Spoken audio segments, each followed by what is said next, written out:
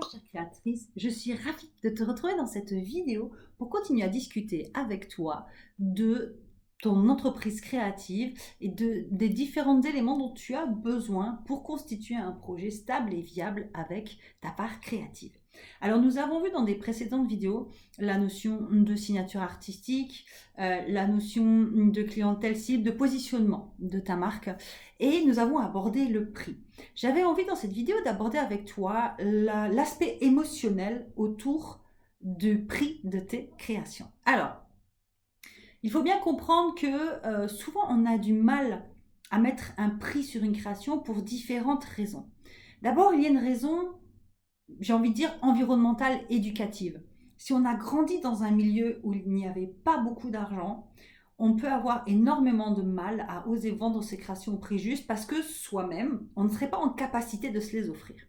Sauf que tu n'es pas ta clientèle cible.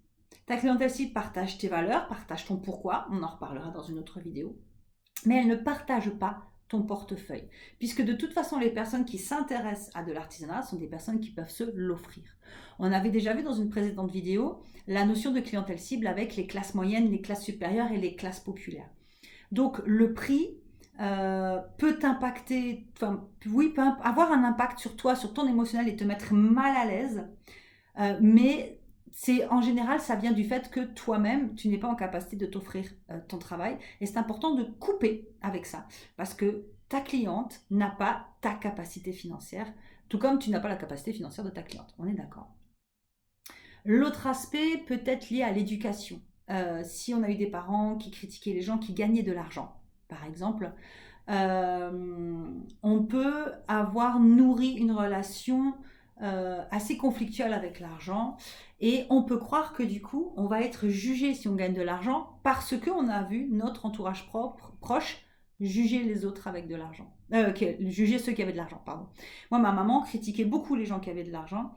Du coup, dans ma vie de jeune adulte, je me suis constitué un environnement de vie pauvre pour ne pas être critiquable par ma mère, mais surtout pour garder son affection. Parce que si j'étais pauvre, eh bien, j'étais à son niveau, donc elle continuait de m'aimer, mais si j'étais riche, elle allait me critiquer, j'allais perdre son affection. En tout cas, c'était ma croyance. J'ai mis du temps à la dénouer, mais ça explique pourquoi à l'âge de 24 ans, j'avais 12 000 euros de dette. Quand même, c'est pas anodin. Donc je suis sortie de ce schéma-là en comprenant l'origine. L'émotionnel en rapport avec tes prix de vente peut aussi être lié à ton estime de toi. Il y a une très grande différence, mais en même temps c'est complémentaire, entre l'estime de soi, la confiance en soi et l'affirmation de soi. Les trois sont liés et font ce qu'on appelle dans notre jargon du quotidien la confiance en soi. Mais en fait, la confiance en soi, c'est la capacité, avoir confiance dans notre capacité à rebondir. Et ça, en général, vous l'avez toutes, parce que dans votre vie, vous avez toutes vécu des épreuves et vous avez été capable de rebondir. Vous savez, au fond de vous, que vous savez le faire. Par contre, ce que très souvent vous n'avez pas, et c'est là qu'on confond, c'est l'estime de soi et l'affirmation de soi. Donc l'affirmation de soi, c'est oser dire non quand on a envie de dire non, et oui quand on a envie de dire oui. Et ça découle forcément de la confiance en soi et de l'estime de soi. L'estime de soi, qu'est-ce que c'est? C'est comment je me juge, quelle valeur je me donne, comment je me perçois en termes de valeur. Et très souvent, on a une estime de soi très très faible. C'est en lien avec l'enfance, avec le fait qu'on n'a pas été valorisé très certainement par nos parents. Donc forcément, si on a l'impression que nous, on ne vaut pas grand-chose, on a l'impression que notre travail ne vaut pas grand-chose. Et donc, on a énormément de mal à mettre un prix sur son travail. Quand mes clientes prennent l'atelier de calcul de prix et qu'elles voient que le tableur qui est dedans, donc une machine concrètement, leur dit ta création coûte tant, ça leur fait un choc. Mais en même temps, elles se disent punaise, c'est une machine dans laquelle j'ai rentré tous mes frais et ça me dit que mon travail vaut ça. Donc il y a un double effet qui se coule qui leur fait prendre conscience de la valeur pécuniaire de leur travail. Mais après, moi, je les fais aussi beaucoup travailler sur leur propre valeur, la vision de leur propre valeur à elles, parce que si elles ne grandissent pas en estime d'elles, elles auront toujours du mal à mettre des prix justes.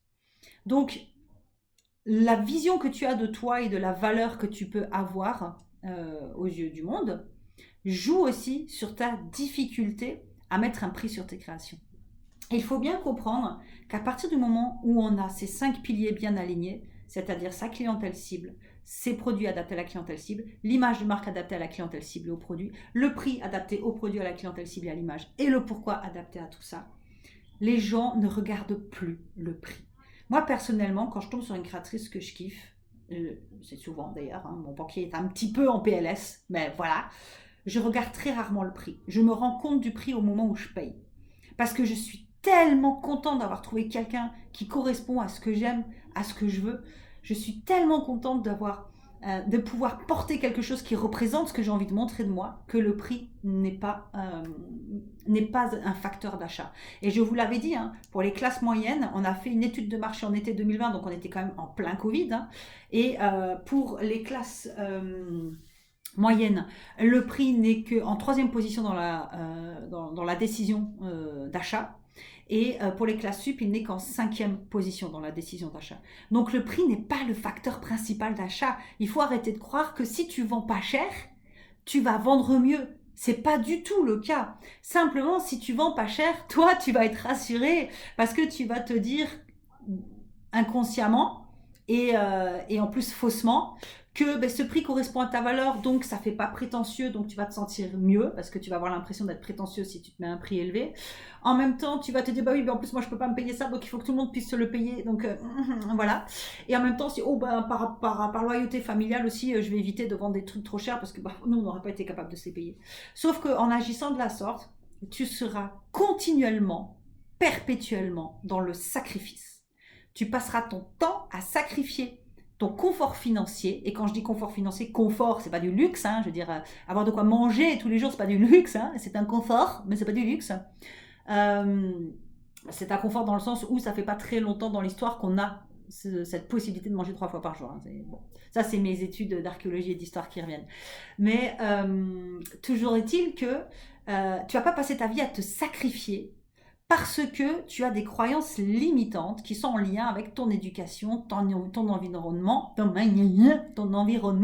ton ressenti et ton estime de toi. C'est important que tu sortes de ça et que tu donnes à ton travail la valeur qu'il vaut en fait. Hein. La valeur qu'il vaut, c'est pas très français, mais tu vois ce que je veux dire. On a vu dans la précédente vidéo qu'il y a une réalité économique. Ton entreprise créative a une réalité économique. Cette réalité économique, c'est ton salaire à payer, ton matos à rembourser, tes charges à payer, ta marge à accumuler pour avoir un petit peu de trésorerie et pour pouvoir investir, ton URSSAF à payer, tes impôts à payer, les frais divers et variés, Etsy, etc. à payer. C'est une réalité économique. Tu ne peux pas t'imaginer vivre de ton entreprise créative si tu ne tiens pas compte de cette réalité-là. Donc il y a cette réalité économique et il y a la réalité émotionnelle qui est en lien avec ton rapport à l'argent. J'aimerais rajouter autre chose. C'est quelque chose qui m'est venu à l'esprit en parlant avec mes abonnés il n'y a pas très longtemps. Imagine-toi que tu arrives sur un stand, qu'il y a quelque chose qui te plaît, et que en face de toi, tu as quelqu'un qui a pitié de toi parce qu'il sait que tu ne peux pas te l'offrir. Comment tu te sentirais? Concrètement, sincèrement, honnêtement. On est d'accord, je pense, que toi comme moi, on se sentirait très mal à l'aise parce qu'on serait jugé par rapport à notre situation financière. Et notre situation financière ne détermine pas qui nous sommes. D'accord?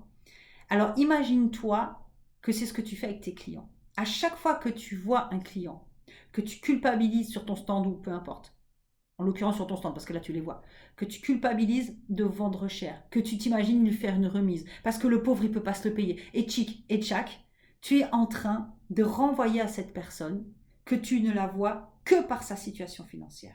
Et ça c'est terrible. Humainement, c'est dégueulasse. Hein. Enfin, pardon, mais concrètement, voilà, c'est ça. Comme je te le disais, on n'est pas notre situation financière. Notre situation financière fait partie de notre vie, mais elle ne détermine pas qui l'on est. Et donc, ressentir ce genre de sentiment de pitié pour nos clients, à qui on veut absolument faire un prix, parce qu'on ne voit que cette situation financière, que très souvent on s'imagine, hein, parce qu'on ne connaît pas la réalité économique de notre client en face, simplement on projette la nôtre sur lui, et bien c'est très désagréable pour le client. Et ça, c'est quelque chose que j'ai développé il n'y a pas longtemps avec mes propres clientes, et c'est une vision que je les invite à avoir pour couper avec la culpabilité de vendre au prix juste.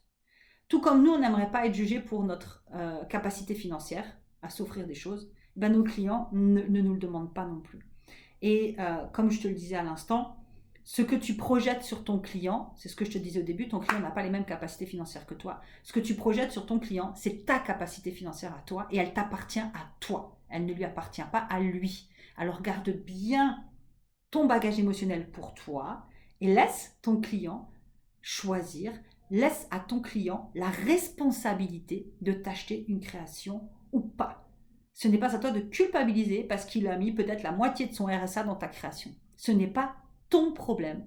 On est d'accord que ce n'est pas les gens qui gagnent du RSA qui vont acheter des créations, mais c'est pour te donner une image forte, ok? Ce n'est pas ton problème, c'est son choix, c'est sa responsabilité. Et qui on est, nous, pour décider qu'ils n'ont pas le droit d'assumer leurs propres responsabilités, ou d'assumer leurs envies, ou d'assumer leurs besoins, ou d'assumer la situation financière précaire dans laquelle ils vont se mettre en s'achetant quelque chose. C'est leur histoire, ça leur appartient, ça ne nous appartient pas. Donc le rapport à l'argent, le rapport à tes prix, a une dimension très large en fait, qui, comme je le disais tout à l'heure, puise dans une forme de réalité économique, mais aussi dans une réalité émotionnelle. Et c'est important que tu ailles creuser au fond de toi cette relation, décidément, cette réalité émotionnelle. Donc moi j'accompagne avec mon club Youpi où il y a l'atelier de calcul de prix dedans et de l'émotionnel aussi. J'accompagne dans ce domaine-là. Si tu souhaites nous rejoindre, c'est avec grand plaisir. On te mettra le lien sous la vidéo. Sinon, prends déjà ce qu'il y a dans cette vidéo et va un petit peu creuser sur ce qui se passe au fond de toi et te rendre compte très certainement, si tu oses aller vraiment au fond des choses, que tout vient de toi, tous tes blocages viennent de toi et que tout comme ces blocages sont nés à partir de quelque chose, ils peuvent mourir et évoluer vers quelque chose de plus positif. Tu as le pouvoir en toi de transformer ça. C'est ça que je veux te dire. Tu n'es pas obligé de rester dans ces croyances limitantes-là. Absolument pas. Donc voilà ce que j'avais envie de te partager avec toi aujourd'hui. C'est quelque chose de très très important. Moi je sais que au-delà des compétences que je transmets dans le club Youpi à mes clientes, qui sont des compétences de marketing, de communication, de calcul de prix, d'administration, etc., etc., l'aspect émotionnel est absolument primordial à travailler. Et il a beaucoup de place dans mes accompagnements. Parce que apprendre des compétences, c'est très simple, finalement. On le sait tous le faire, on a été à l'école pendant des années. Par contre, travailler son émotionnel et dépasser ses croyances limitantes, ça, c'est encore autre chose. Alors, offre-toi d'ouvrir ton cœur et ton esprit. Offre-toi d'avoir une vie plus douce avec toi-même et vis-à-vis des autres. Et moi, je te souhaite plein de belles choses jusqu'à notre prochaine vidéo. À bientôt.